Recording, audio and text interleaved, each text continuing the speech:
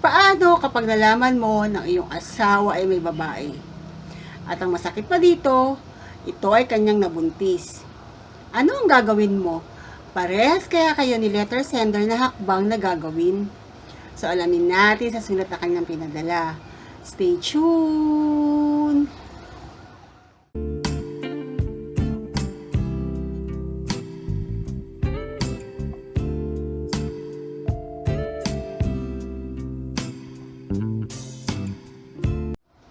Hello guys! Welcome back again to my YouTube channel. So isang sulat na naman po ang aking nais na ibahagi sa inyo. Alam kong maraming babae ang nakakaranas ng ganitong sitwasyon. So sana ay may mapulot kayong aral dito sa aking ibabahagi. Pasok! Hello po. Please hide my identity. Ano po ba ang dapat kong gawin? Sobrang sakit na sa damdamin ko. Nag-cheat po ang asawa ko kamakailan lang sa unang pagkakataon. At nabuntis daw po yung babae.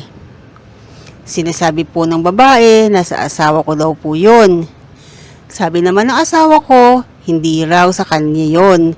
At handa siyang ipa-DNA ang bata pagkapanganak ng babae. Ano po ba ang pwede kong gawin?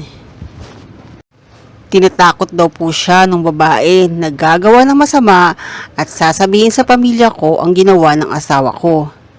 Wala pong alam ang both families namin about dito.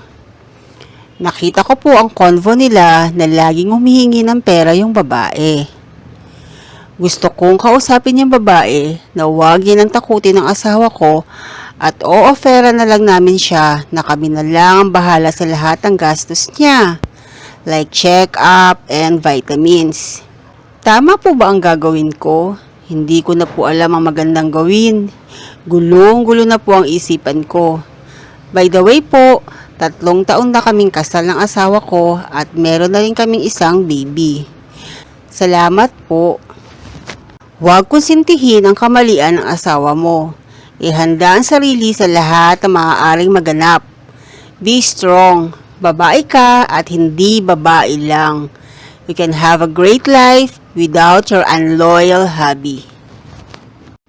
Maganda niyan, sabihin niyo sa pamilya niyo parehas.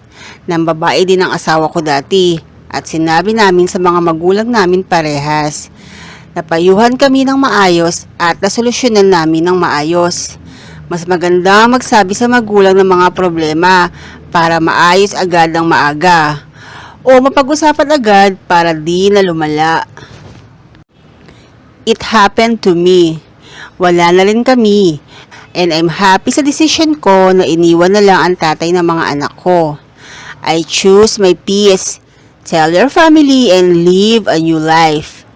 Pero kung gusto mo paulit-ulit lang gawin sa'yo, stay and be stupid. As for me, hindi lang isa ang naging anak niya sa iba. If I stayed, ako na siguro ang pinakatanga na nilalang sa mundo. So choose your battle, then decide. My only child is now 30 years old and I raised her alone without a single cent from her dad. Only me and my very supportive family. Huwag kang matakot. Mali ang gagawin mo. Ikaw ang bahala sa lahat ng gastos. Para ano? Hindi siya manggulo. Isipin mo sis ang ginawa ng asawa mo. Nakakasiguro ka ba na hindi sa kanya yung bata? Huwag ka magpakamartir sis. Patapos na ang 2024. Huwag mo itolerate ang cheating issue. Once a cheater, always a cheater. Napakabait mo naman. Handa mo pang suportahan. Kakalungkot dahil sa kalokohan ng asawa mo, damay ka sa stress. Pero, nung nagpapasarap, di ka sinama.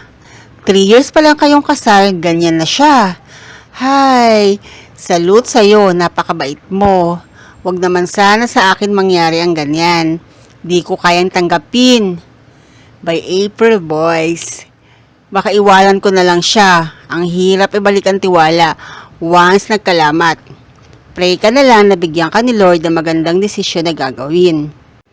Hintayin mo muna makapanganak yung babae at ipa-DNA test nyo. At yan din naman ang sagot ng asawa mo. Baka nga hindi sa kanya. Huwag padalos-dalos. Lalo humingi ng pera yung babae palagi. Okay lang malaman ng pamilya nyo kung di talaga sa asawa mo. Bakit kayo matatakot? Maganda rin yun na magtigil yan sa panghihingi ng pera sa inyong mag-asawa. So para sa akin, ang dapat gawin, kausaping mabuti ang kanyang asawa. Tanungin talaga kung totoo ba na siya ang nakabuntis dito. At kung sinasabi na hindi, pwede mo hintayin na makapanganak yung babae at ipa-DNA test yung bata. Sa ngayon kasi, ang DNA test ay isang paraan para malaman kung siya talaga ang tunay na tatay. Pwede mo yung ilapit kay KMJS. Joke lang. So, para sa akin, maniwala ka muna sa asawa mo kung talagang hindi talaga siya ang tatay.